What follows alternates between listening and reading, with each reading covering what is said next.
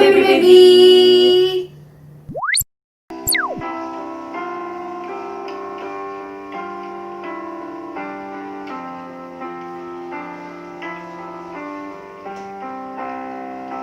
Kami puji dengan riang di Kau Allah yang besar, bagai bunga terima siang, hati kami pun mekar, kabut dosa dan derita, kebimbangan tak lenyap, sumber suka yang abadi, beri sinarmu menyerap.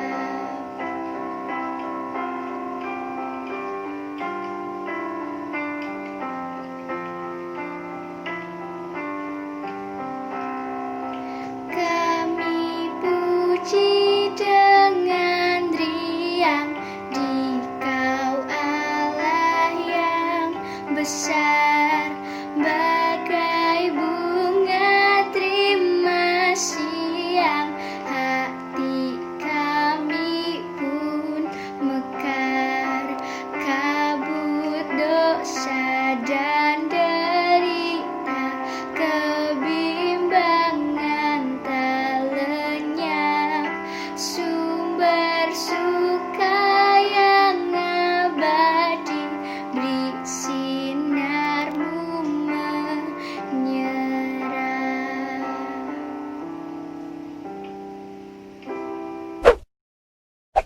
Halo adik baby semuanya. Hari ini kakak Tasya mau ngucapin selamat hari Minggu dan juga selamat hari Pentakosta untuk kita semua. Yeay. Nah adik-adik, kira-kira adik-adik baby pada tahu nggak arti Pentakosta itu apa? Masih ada yang nggak tahu ya?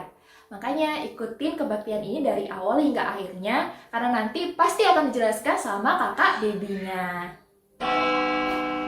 Kalian dengar suara sesuatu nggak? Suara bel.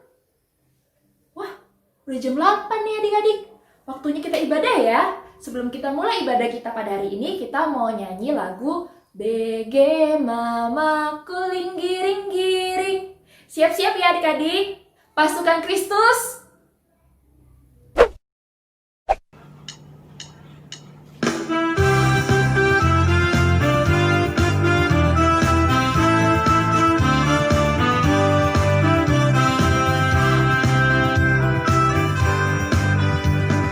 Bebe mamaku linggiring-giring, pim pam pim pim, manjohi tapai sekolah minggu.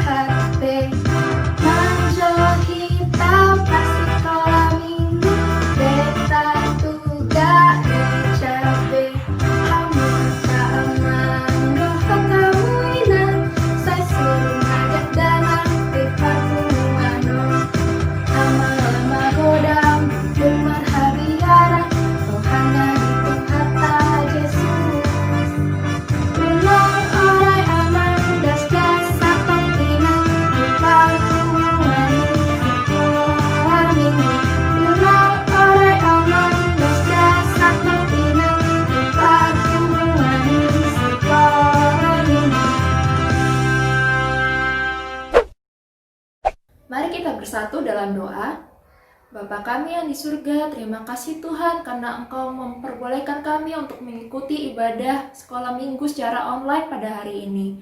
Berkatilah kami Tuhan, kami akan memulai ibadah ini. Berkatilah ibadah ini dari awal hingga akhirnya Tuhan. Terima kasih Tuhan, dalam nama anak Yesus Kristus kami berdoa. Amin. Adik baby tahu nggak seberapa besar kasih Tuhan kepada kita? Kasih Tuhan sendiri itu nggak bisa dihitung loh oleh ukuran manusia. Kasihnya itu lebih dalam dari lautan, lebih lebar daripada bumi, dan lebih tinggi daripada langit. Sebelum kita mau mendengarkan khotbah, kita mau nyanyi dulu ya. Bertambah-tambah dalamnya. Kita nyanyi bareng-bareng ya adik-adik.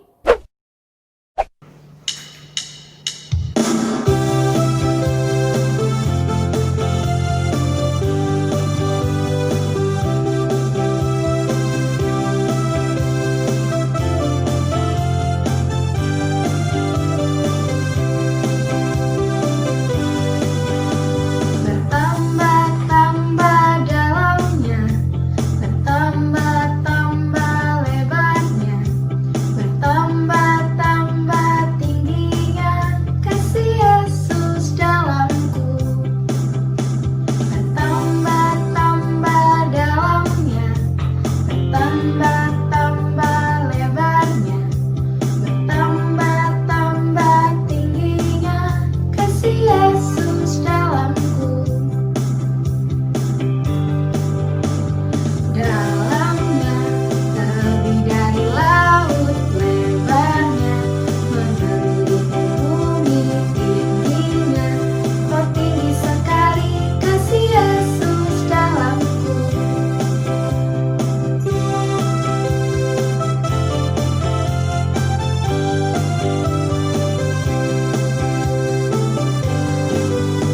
Bertambah-tambah dalamnya, bertambah-tambah lebarnya, bertambah-tambah tingginya kasih Yesus dalamku. Dalamnya lebih dari laut lebarnya, mengelilingi bumi tingginya. Oh tinggi sekali kasih Yesus dalamku.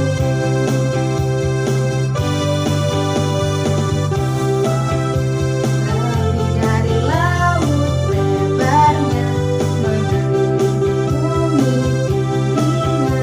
Oh tinggi sekali kasih Yesus dalamku.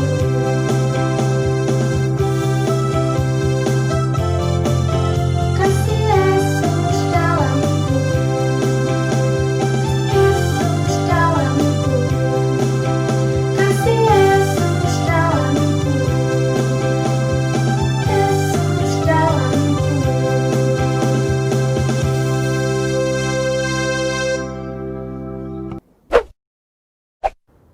Shalom adik-adik, selamat hari Minggu. Sebelum kita mendengarkan firman Tuhan, sebelumnya kita berdoa dulu ya. Lipat tangan, tutup mata, kita berdoa. Tuhan Yesus yang baik, yang bersata dalam kerajaan surga yang mulia Tuhan, terima kasih Tuhan pada hari ini kami bisa berkumpul di rumah kami masing-masing dan mendengarkan firman-Mu. Kiranya Tuhan berkati hati dan pikiran kami supaya kami bisa mendengarkan firman-Mu dengan baik dan bisa melakukannya dalam kehidupan kami sehari-hari. Ampuni Tuhan dosa-dosa kami yang sengaja maupun tidak sengaja. Dalam nama Tuhan Yesus kami sudah berdoa dan mengucap syukur. Haleluya, amin. Sekarang kita akan baca Alkitab dari Kisah Para Rasul 2 ayat 1 sampai 13. Kakak akan bacakan buat kita semua ya. Pentakosta. Ketika tiba hari Pentakosta, semua orang percaya berkumpul di satu tempat. Tiba-tiba turunlah dari langit suatu bunyi seperti tiupan angin keras yang memenuhi seluruh rumah di mana mereka duduk. Dan tampaklah kepada mereka lidah-lidah seperti nyala api yang bertebaran dan hingga pada mereka masing-masing.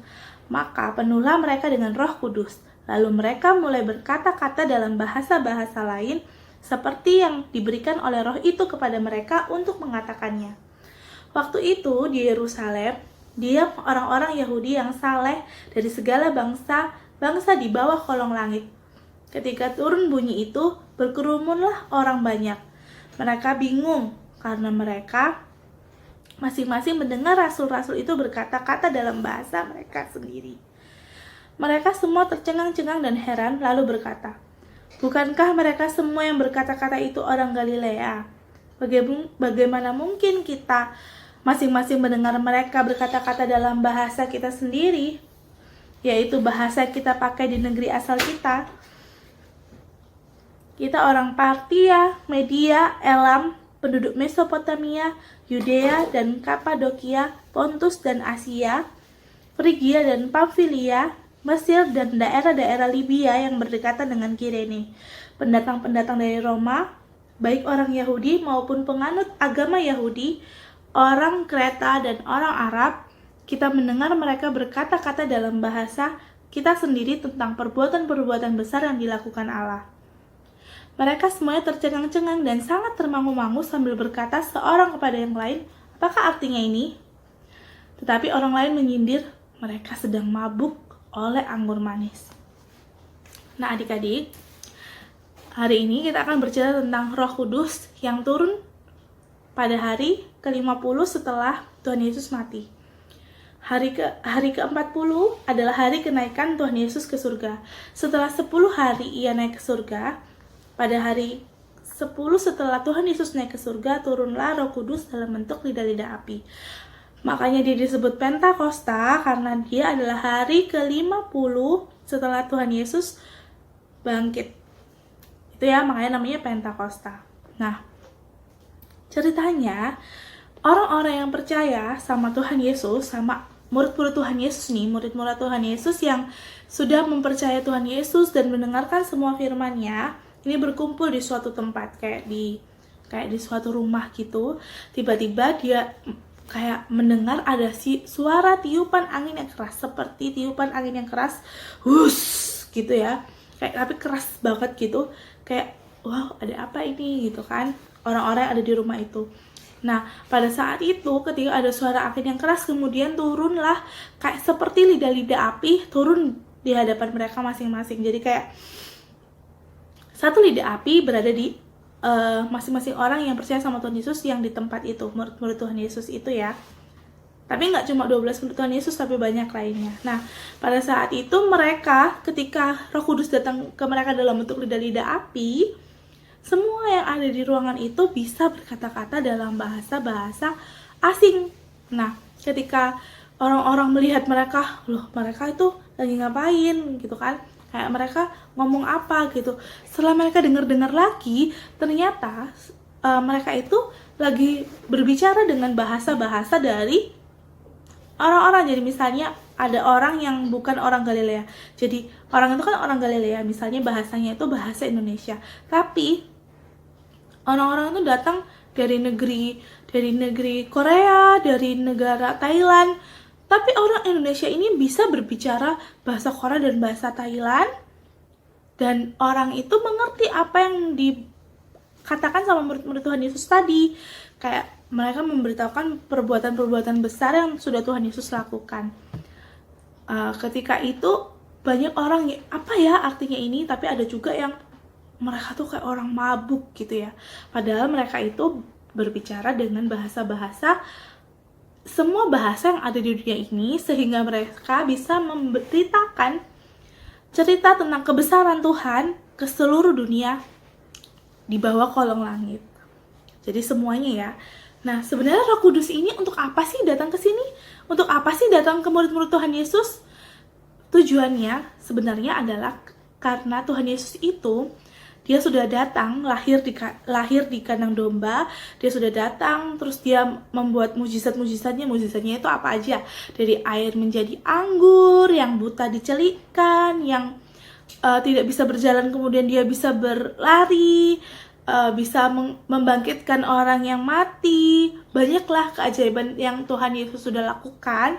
Atas bantuan Tuhan, atas nama Tuhan, dia bisa membuat mujizat-mujizat sehingga orang-orang itu percaya. Nah, ketika Tuhan Yesus di dunia ini, Tuhan Yesus berusaha membuat kita percaya bahwa Tuhan Allah itu ada buat kita, bahwa semua yang ada dalam hidup kita ini atas rencana Allah, atas rencana Tuhan.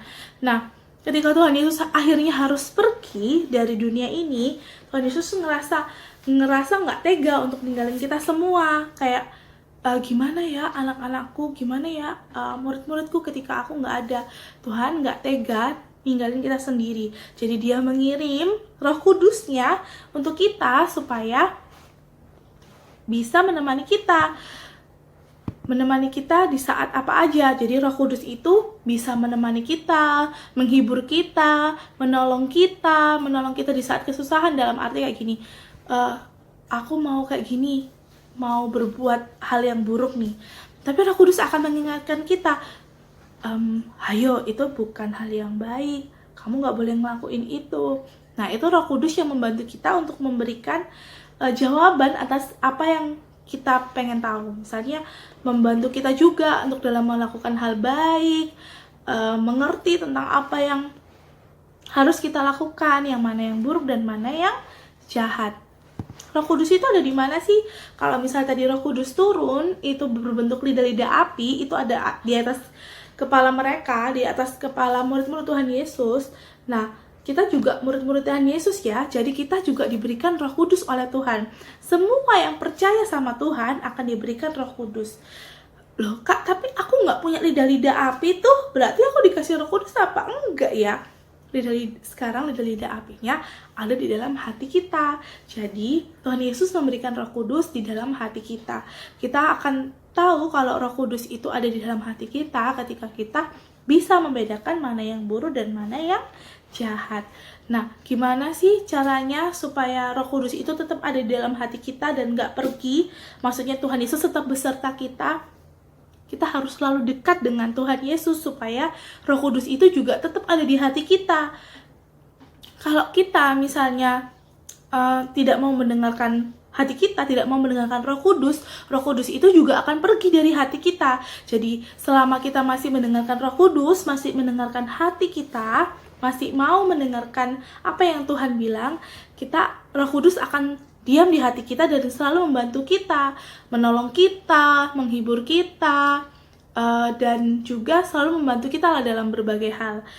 Supaya Roh Kudus itu nggak pergi kemana-mana, apa yang harus kita lakukan? Yang pertama, kita harus selalu dekat dengan Tuhan. Dekat dengan Tuhan bagaimana caranya? Pertama, kita harus selalu bersyukur karena Tuhan sudah memberikan hidupnya kepada kita dan kita sampai sekarang bisa hidup, bisa nyaman sampai sekarang. Caranya kita harus berdoa, bersyukur tadi sudah, berdoa, kemudian baca Alkitab supaya kita mengerti juga janji-janji Tuhan, jadi kita juga bisa semakin dekat dengan Tuhan. Nah, apakah adik-adik sudah melakukan semuanya itu? Apakah adik-adik sudah rajin berdoa? Apakah adik-adik sudah rajin baca Alkitab? Apakah adik-adik sudah rajin bersyukur? Itu adalah cara supaya Roh Kudus bisa tetap di hati kita. Kalau sampai nanti Roh Kudus nggak ada di hati kalian, wah, bahaya. Nanti yang mengisi hati kita siapa? Yang mengisi hati kita nanti jadinya iblis. Nah, kalau iblis yang mengisi hati kita akan selalu mau berbuat jahat. Jangan sampai ya. Jadi Roh Kudus harus tetap ada di hati kita. Begitu ya.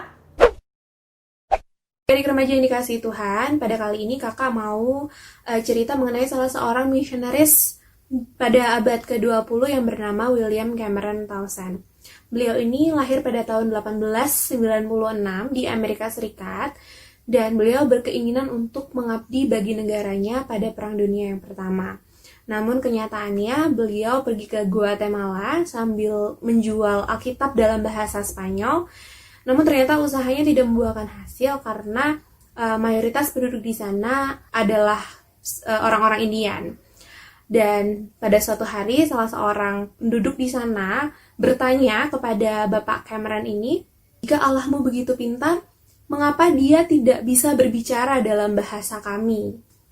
Nah, pertanyaan ini benar-benar membuat Bapak Cameron Townsend ini berpikir keras, karena beliau yakin bahwa Tuhan mengerti seluruh bahasa, semua bahasa orang yang percaya padanya. Sehingga akhirnya Bapak Cameron ini menghabiskan 17 tahun untuk mempelajari bahasa dari suku Indian tersebut dan menerjemahkan semua perjanjian baru ke dalam bahasa suku tersebut. Nah, apa yang dialami Bapak Cameron ini mengingatkan kita pada peristiwa Pentakosta. Pada hari itu Roh Kudus dicurahkan kepada para murid Tuhan Yesus, dan para murid tersebut yang berasal dari Galilea, orang-orang Galilea, berkata-kata dalam bahasa-bahasa yang digunakan oleh orang asing. Sehingga dari sini kita bisa belajar bahwa Roh Kuduslah yang memampukan orang-orang percaya sebagai saksi-saksi Kristus, sebagaimana tertulis di kitab Kisah Para Rasul. Sebagaimana Roh Kudus menggerakkan orang-orang percaya pada masa tersebut untuk menyebarkan Injil, kita pun yang menerima Roh Kudus juga selayaknya dan harus menyebarkan Injil dimanapun kita berada. Untuk adik-adik yang tertarik dalam linguistik, bisa melanjutkan pelayanan seperti Bapak Cameron Towson loh. Karena saat ini masih ada 2000 bahasa yang belum mempunyai terjemahan Alkitab. Kita baca lagi Kisah Para Rasul pasal 1 ayat 8. Di sana dikatakan, tetapi kamu akan menerima kuasa kalau Roh Kudus turun ke atas kamu, dan kamu akan menjadi saksiku di Yerusalem dan di seluruh Yudea dan Samaria dan sampai ke ujung bumi. Jadi dapat dikatakan bahwa seseorang yang mempunyai Roh Kudus, yang dipenuhi Roh Kudus, adalah seorang yang menjadi saksi buat orang banyak. Karena itu kalau kita pengen tahu apakah Roh Kudus hidup di hati kita, apakah hati kita sudah dipenuhi dengan Roh Kudus, maka kita harus melihat kembali kehidupan kita. Apakah kita sudah dapat menjadi saksi untuk orang banyak? Apakah kita sudah menyebarkan kasih Kristus buat orang lain? Apakah kita sudah dapat menjadi berkat untuk orang banyak? Nah, agar kita dipenuhi dengan Roh Kudus, maka kita harus merendahkan hati kita untuk mau dibentuk dan mau dikuasai oleh firman Tuhan. Jauhkan yang namanya keegoisan, karena ego diri kita itu menjadi penghalang utama Roh Kudus menguasai hati kita. Sebaliknya kita harus mau dikuasai oleh firman Tuhan. Karena semakin kita dilingkupi oleh firman Tuhan, maka kita semakin dipenuhi oleh Roh Kudus. Selain itu adik-adik kita harus peka, karena Roh Kudus itu sewaktu-waktu bisa berbicara melalui hati kita untuk melakukan sesuatu yang baik. Dan kalau misalkan Roh Kudus sudah berbicara dalam hati kita, kita harus melakukan hal baik itu. Harus segera dilakukan. Menjadi saksi Tuhan bukan hanya dengan menyebarkan firman Tuhan saja, tapi bisa juga kita tunjukkan melalui kehidupan kita sehari-hari, melalui perbuatan baik kita, melalui perbuatan kasih kita untuk orang lain, melalui telinga-telinga kita yang mau mendengar keluh kesah teman-teman kita, melalui tindakan kita, perbuatan kita. Kiranya di hari Pentakosta ini kita bisa kembali berkomitmen untuk hidup dipenuhi dengan Roh Kudus, agar kita semua bisa menjadi saksi-saksi Kristus yang hidup. Selamat hari Pentakosta, Tuhan Yesus memberkati. Adik-adik, kita mau berdoa dulu ya. Lipat tangannya, tutup matanya. Mari kita bersatu dalam doa. Allah Bapa kami yang bertata dalam kerajaan surga, terima kasih Tuhan, pada hari ini kami boleh merayakan hari Pentakosta di rumah kami masing-masing Tuhan. Meskipun kami tidak dapat merayakannya di gereja Tuhan, kami bersyukur Tuhan, Engkau masih memberikan kami kesempatan untuk menerima berkat-Mu melalui Roh Kudus-Mu Tuhan. Kiranya Engkau memberkati kehidupan kami semua Tuhan, agar kami selalu layak berada di hadapan-Mu Tuhan. Ya Tuhan, berkatilah juga Tuhan para tenaga medis yang saat ini sedang bertarung menghadapi corona Tuhan. Engkaulah yang memberkati mereka Tuhan, Engkaulah yang memberi mereka selalu kesehatan dan kekuatan Tuhan, agar mereka mampu membantu dalam menyelesaikan penyakit corona ini Tuhan. Engkau juga bimbing dan lindungi para pemerintah yang juga dalam menghadapi corona ini Tuhan. Engkaulah yang memberikan kebijakan pada mereka Tuhan, untuk memberikan peraturan yang sesuai dengan masyarakat Indonesia Tuhan. Lindungilah juga kami Tuhan, adik-adik sekolah minggu yang saat ini dalam masa studi kami Tuhan. Engkaulah yang membimbing kami Tuhan, Engkaulah yang memberkati kami Tuhan, agar studi kami bisa berjalan dengan lancar. Berkati juga Tuhan adik-adik kami yang sedang dalam masa memasuki jenjang sekolah yang baru Tuhan, dari SD ke SMP, SMP ke SMA. Engkau yang memberkati mereka Tuhan ketika mereka memilih sekolah yang baru untuk mereka Tuhan, agar mereka bisa mendapatkan sekolah yang baik dan sesuai dengan kehendak-Mu Tuhan. Ampunilah segala dosa yang kami perbuat Tuhan, agar kami layak di hadapan-Mu. Dalam nama Yesus Kristus kami berdoa. Amin.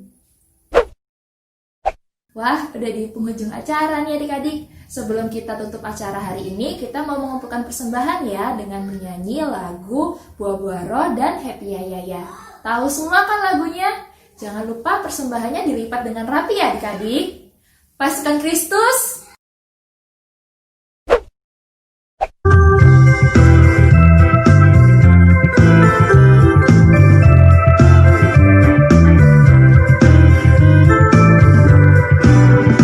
Kasih sukacita, damai sejahtera, kesabaran, kemurahan, kebaikan, kesetiaan, kelemah lembutan, dan penguasaan diri. Kasih sukacita, damai sejahtera, kesabaran, kemurahan, kebaikan, kesetiaan, kelemah lembutan, dan penguasaan diri.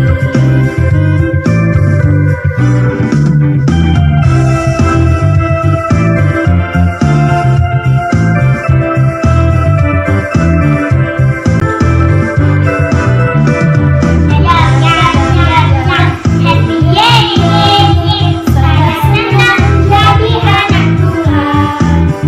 Siang jadi kenalan, malam jadi impian, cintaku semakin mendalam.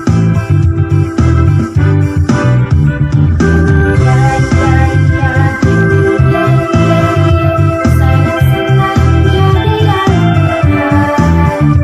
Siang jadi kenalan, malam jadi impian, cintaku semakin mendalam.